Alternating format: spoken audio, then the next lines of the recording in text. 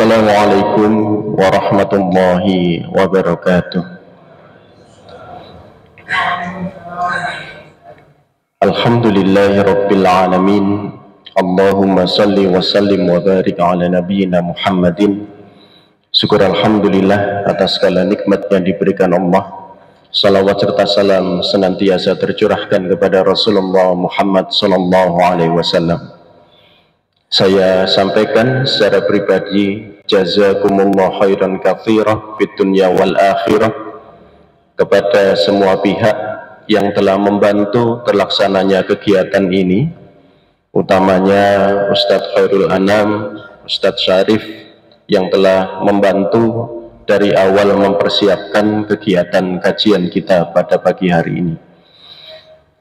Bapak-bapak dan ibu-ibu, yang saya berikan berupa lembaran itu bukan materi untuk pagi ini, tapi itu adalah PR untuk jenengan bawa ke rumahnya. Nanti dikumpulkan baru ada nilainya, ada IPK-nya. Jadi itu adalah materi yang nanti jenengan bawa di rumah untuk didiskusikan. Pagi hari ini dengan keterbatasan waktu, saya ingin menyampaikan terkait dengan pendidikan Islam, dalam hal ini pendidikan Muhammadiyah.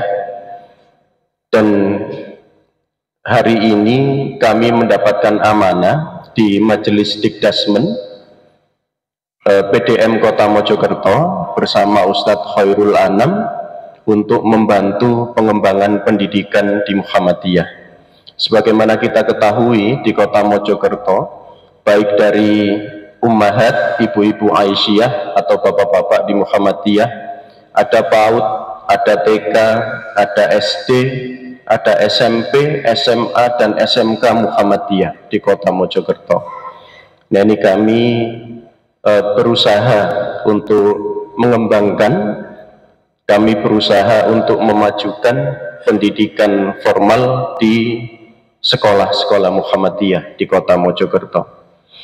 Bapak Ibu, sebagaimana awal dulu ketika saya menyebut ilmu, artinya ilmu itu terklasifikasi dua, yang sifatnya fardu ain dan yang sifatnya fardu kifayah. Adapun yang sifatnya fardu ain berkaitan dengan ilmu agama, dan yang fardu kifayah berkaitan dengan ilmu yang kita peroleh, ilmu pengetahuan dan teknologi yang kita manfaatkan untuk bekerja atau memenuhi kebutuhan hidup keseharian kita. Jadi ketika saya menyebut ilmu, berarti itu adalah dua klasifikasi tadi. Yang kedua terkait dengan adab, Bapak Ibu.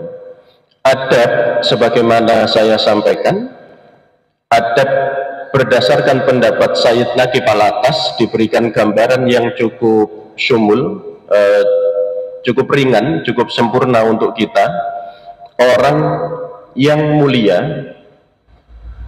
mengundang jamuan makan, tamunya orang-orang yang mulia juga, sehingga ketika hadir bertemu, ucapan yang pertama adalah salam, dan di dalam salam itu terkandung keselamatan, rahmat, dan barokah. Maka seseorang secara adab yang sudah hadir bertemu mengucapkan salam, mendoakan saudaranya dengan 3 poin penting tadi, tidak akan mungkin membicarakan keburukan saudaranya. Karena tidak masuk akal dalam adab Islam, seseorang yang sudah bertemu mendoakan dengan ikhlas, lalu baru saja duduk dirasani misalnya. Itu tidak masuk akal. Selanjutnya, yang dimakan di dalam jamuan itu juga makanan yang halal dan thayyib. Yang dibahas juga sesuatu yang baik, sehingga indera yang dipakai, mata, telinga, mulut, tangan, kaki, semuanya digunakan untuk yang baik. Saya sering bertanya, apa gunanya mata? Dijawab dengan untuk melihat. Itu pelajaran biologi. Tapi dalam pendidikan Islam, apa fungsinya mata? Untuk melihat yang baik-baik. Karena tujuan pendidikan itu menjadikan kita menjadi manusia yang baik. Nah, adab ini mengajarkan kita 3 poin penting, Bapak Ibu. Manusia yang beradab akan bisa mengklasifikasi. Nah, ini kemampuan, hilangnya adab itu menghilangkan kemampuan kita untuk mengklasifikasi, Bapak.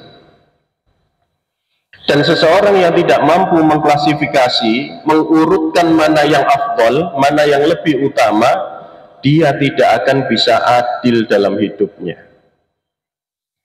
Dan ini yang kemudian khawatir ketika kita tidak bisa adil dalam menjalani hidup. Ini contoh saja. Suatu hari ada anak kecil usia SD. Dia mendapatkan 2 tugas bersamaan.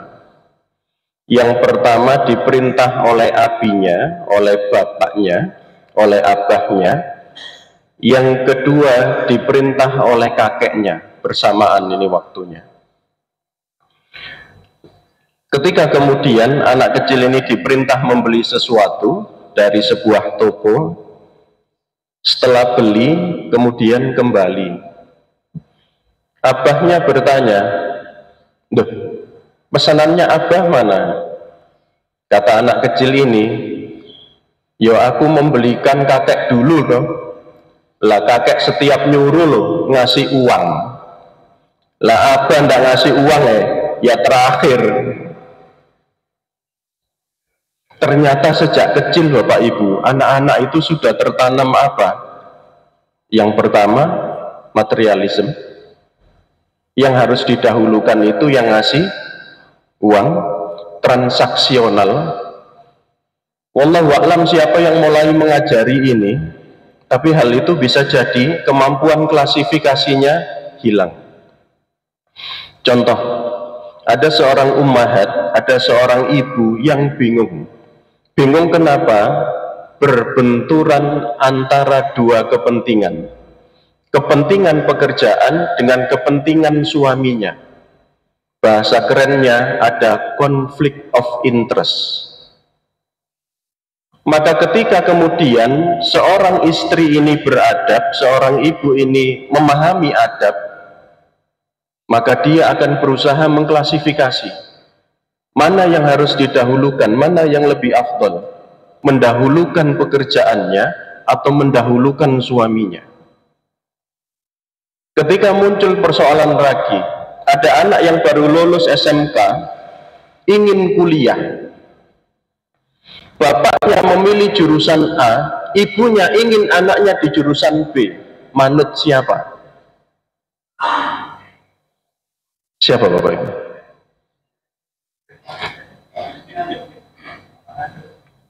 Ini klasifikasi dalam kehidupan yang mungkin kita temukan.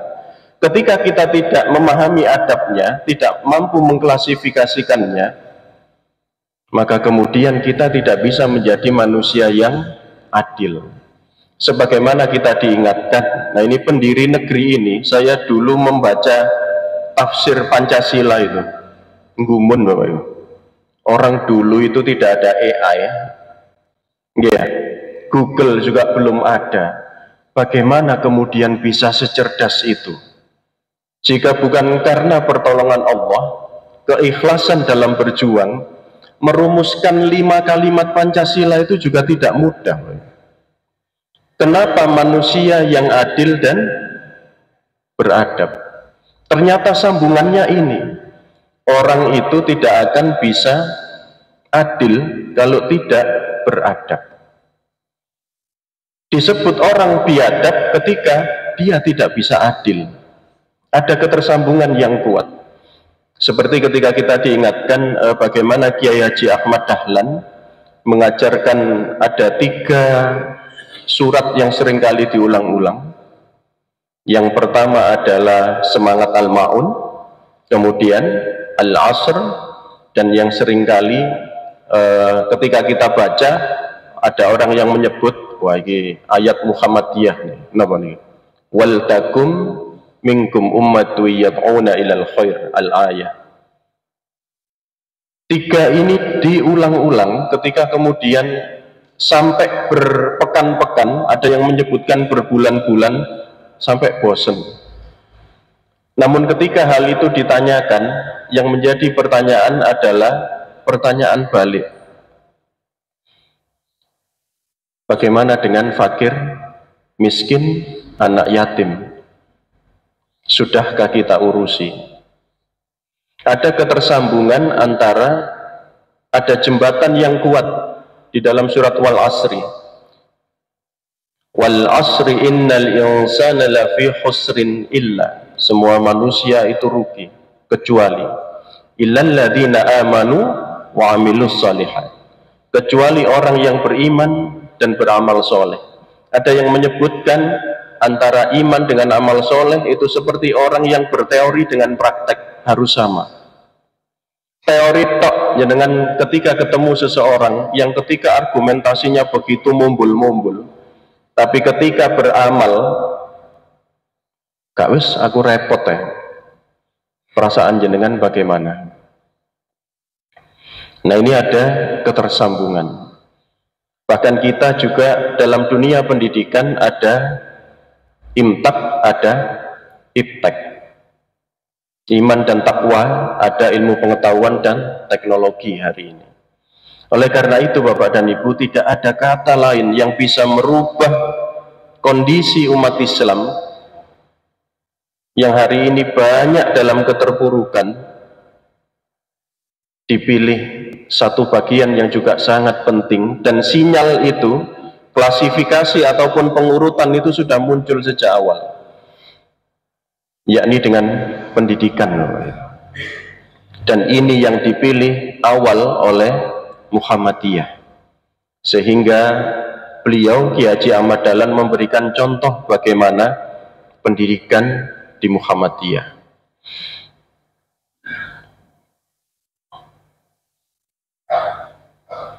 Ada yang kenal Bapak Ibu?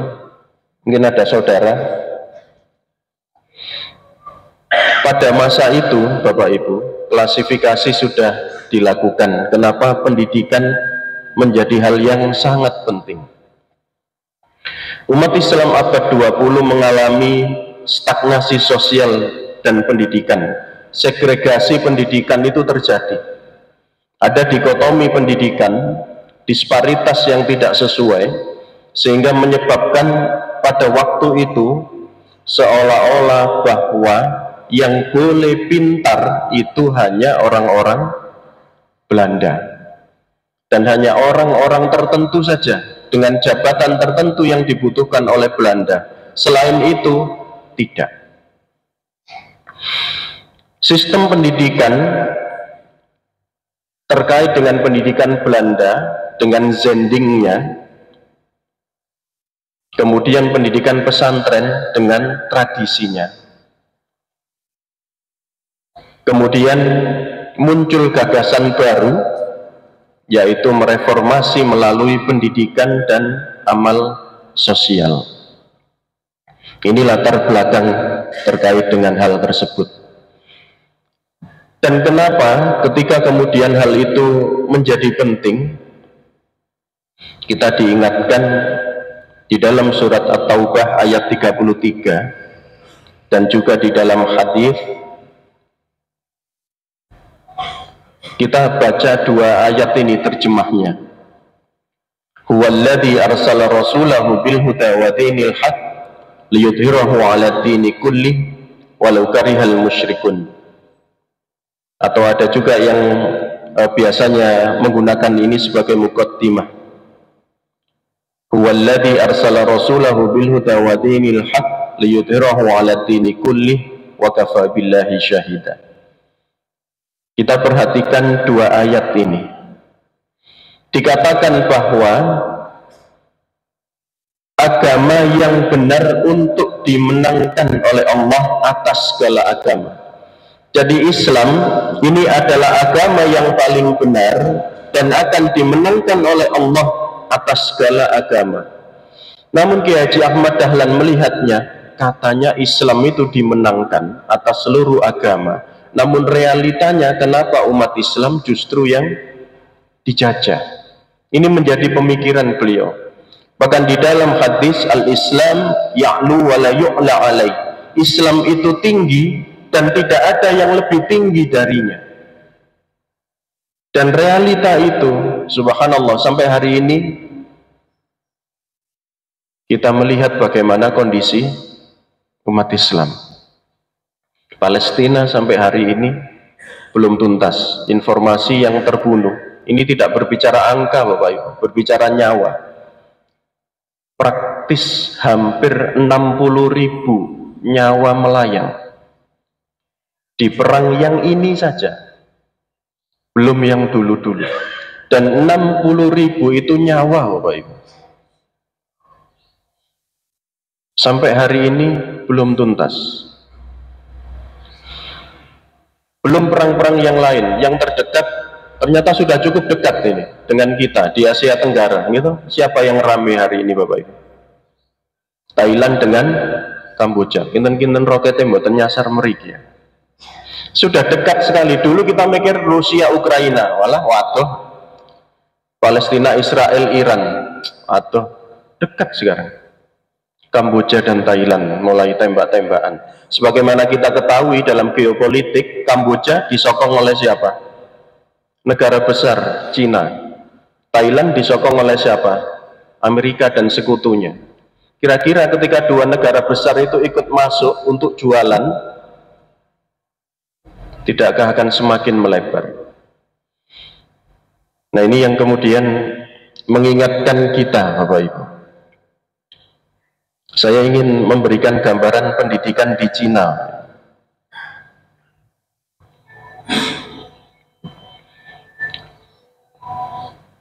Di Cina ada ujian yang disebut dengan Gaokao. Ya Allah, saya berharap anak-anak kita itu di sekolah juga seserius ini Bapak Ibu. Jangan tinggali buku yang dipelajari itu belum yang di bawah meja. Ini gambarannya saja.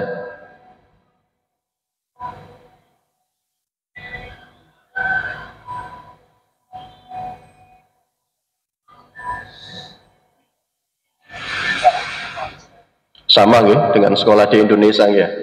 Anak-anak serius ketika belajar, bukunya banyak, ngoten nah. Realita yang kita hadapi hari ini. Gaokao ini disebut sebagai ujian terekstrim dan terketat di dunia.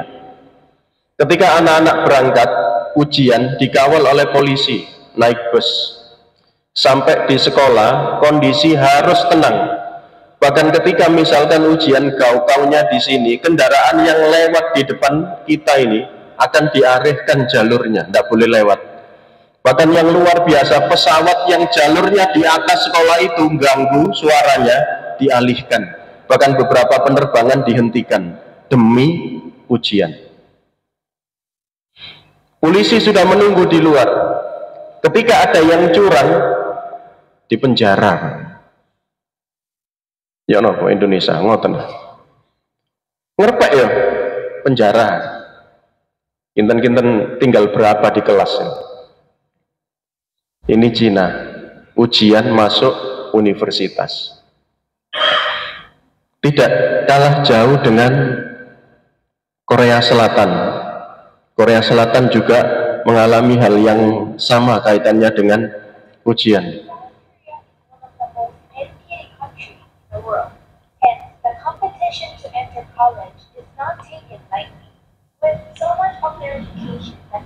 Ini ujian yang sangat kompetitif di Korea Selatan.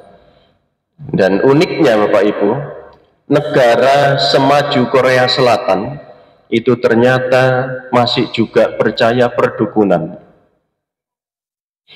Ketika anak-anaknya ujian, tidak jarang orang tuanya itu membelikan jimat. Bahkan insya Allah di sini ada orang tuanya akan, nah ini, orang tuanya akan membeli makanan manis untuk ditempelkan di pagar tempat anaknya ujian. Keyakinannya apa?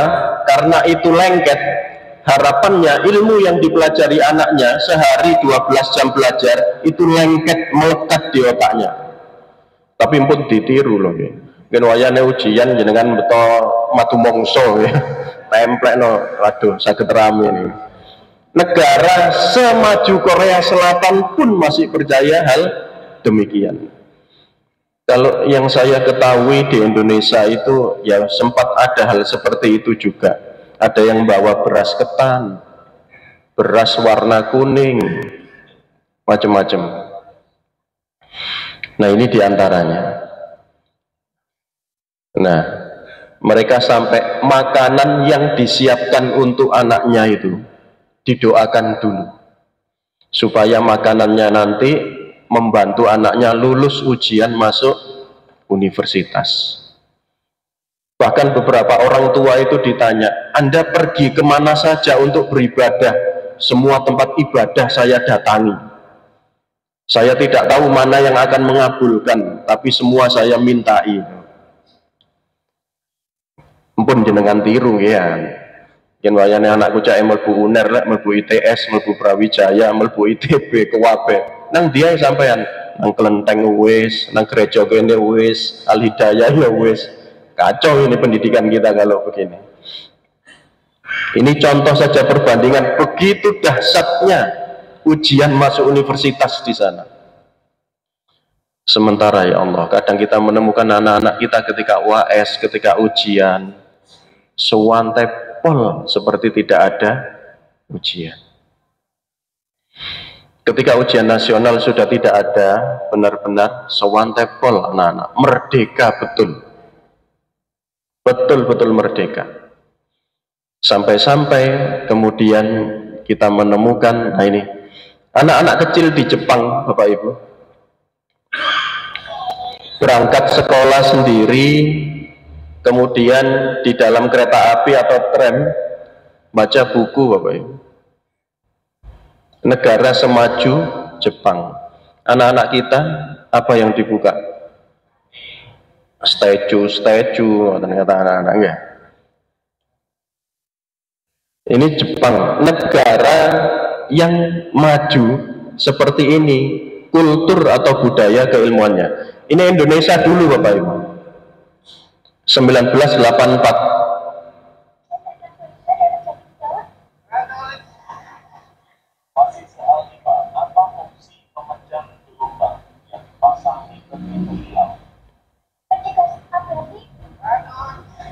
Ngoten ya ditanggleti lan 100 kados cilikane Pak Sugeng ya. Kados ngoten ya. Ya Allah. Lalu kemudian muncullah generasi yang pendidikannya sudah mulai bergeser.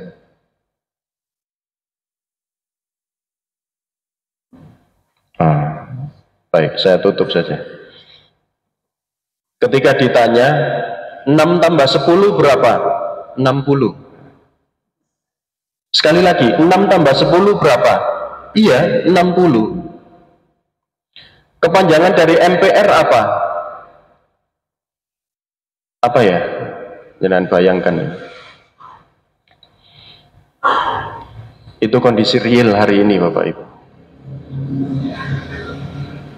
Nah, ini kenapa pendidikan itu menjadi sangat penting dalam kehidupan kita hari ini. Padahal Islam itu disampaikan di 2 ayat tadi, Masya Allah, luar biasa. Dan ini saya sampaikan kenapa pendidikan harus berkesinambungan.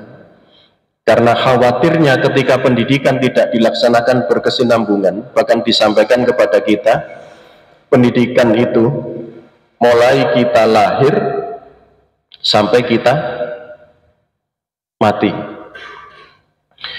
Kode-kode itu sudah ada. Ayat yang pertama turun atau wahyu yang pertama turun itu adalah apa, Bapak Ibu? Iqra bismi rabbikal ladzi khalaq, khalaqal insana min 'alaq. Iqra wa rabbukal akram alladzi 'allama bil qalam 'allamal insana ma lam ya'lam. Itulah pendidikan, mengajari kita dari tidak tahu menjadi tahu. Dan di sini ketika tidak berkesinambungan, ayat ini ibu-ibu ketika turun disampaikan kepada para sahabat Nabi dalam masa perjuangan, semangatnya bukan main. Bayangkan ketika yang menyampaikan ini Rasulullah, dan Rasulullah menyampaikan kepada sahabat, kuntum khaira ummah, antum ini adalah umat terbaik, tidak ada umat yang lebih baik daripada umat Islam. Semangatnya luar biasa. Wih, awak dewe ki umat terbaik rek wis, wani tok wis, senggol bacok wis, Romawi itu ae. Siapa yang tidak dikalahkan? Persia tumbang. Kekuatan iman yang luar biasa yang dimiliki oleh umat Islam pada waktu itu.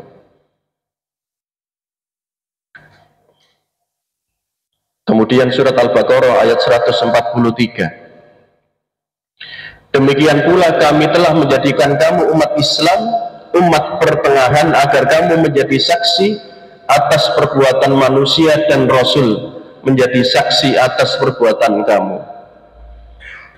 Di sini dua ayat ini itu menancap di antara para sahabat hingga kemudian dalam kehidupan sosial ketika Amirul Mukminin Umar bin Khattab beliau menjadi khalifah, muncul fanatisme ras Arab dan dalihnya.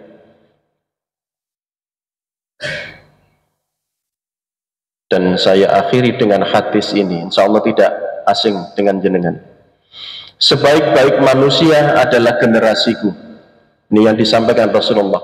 Kemudian setelah mereka, kemudian setelah mereka.